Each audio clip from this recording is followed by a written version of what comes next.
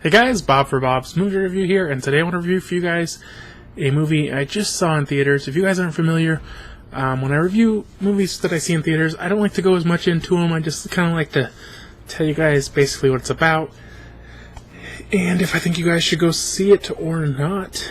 And I don't really give it a score. It's just kind of a should you see it, should you wait type of deal. So I went and saw San Andreas. It stars The Rock, Dwayne Johnson, whatever you want to call him, I guess.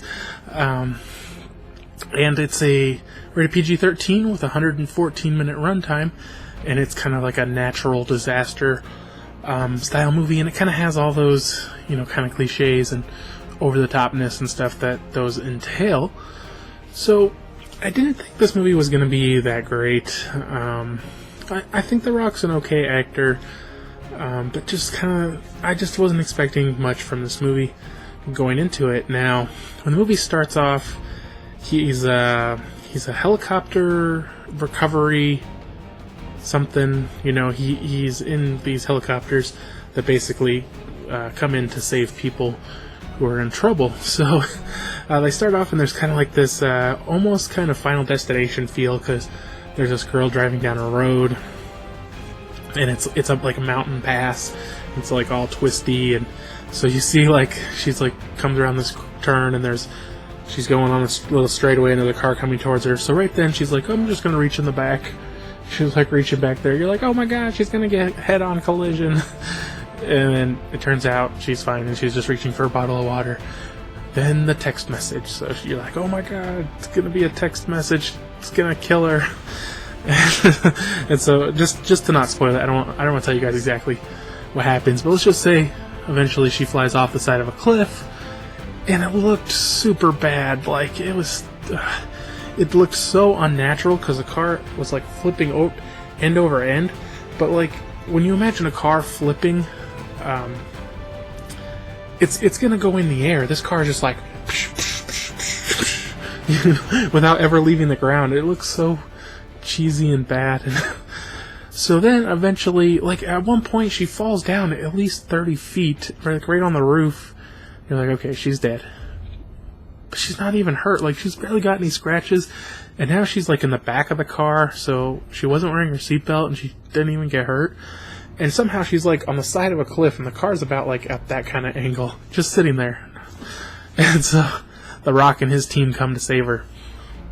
Now, I imagined The Rock would be the one doing the saving, but it turns out he's just in charge. So another guy... Well, before that happens, actually, she's stuck. I don't know if you would call it a cavern, maybe, or what exactly you call it. Basically, there's her part is this, and there's more rock right here, and there's just kind of a gap between the rocks.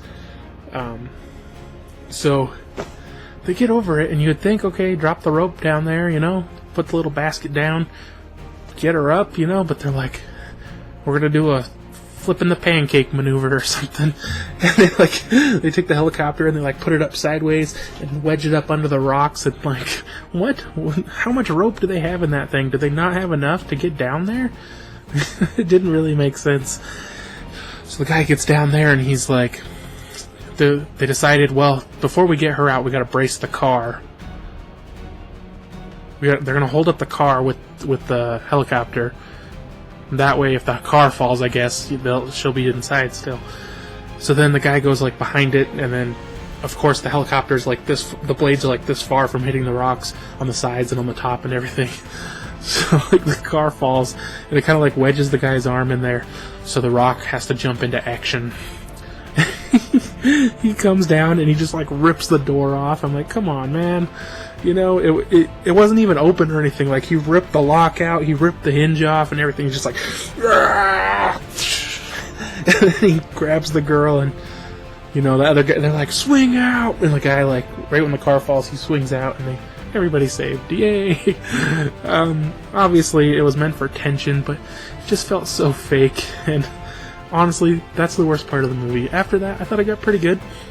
So he's taking his daughter to college, and his wife has left him, and she's moved in with this They didn't ever say, but he's a billionaire, you know. He's got this mansion, and his daughter's like, yeah, I can take my bike to college. That way I don't have to buy a parking pass.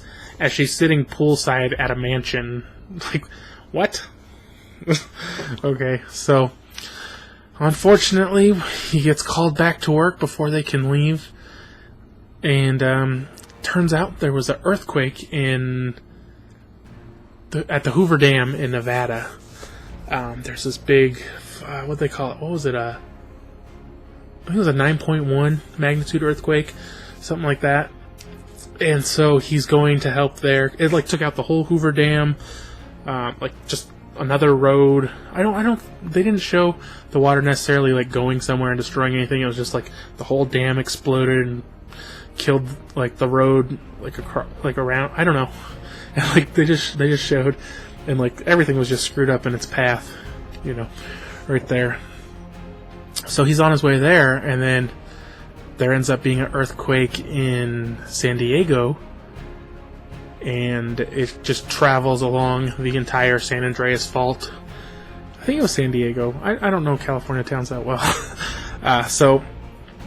Or maybe it was Los Angeles. I can't remember. It might be Los Angeles, actually.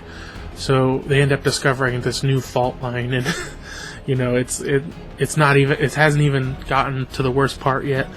And from there on, basically the whole movie is The Rock trying to get to his wife and trying to get to his daughter to save them.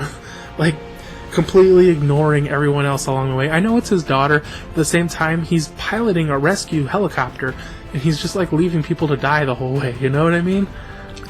In that way, it kind of felt wrong, but at the same time, obviously, he's gonna try to save his family.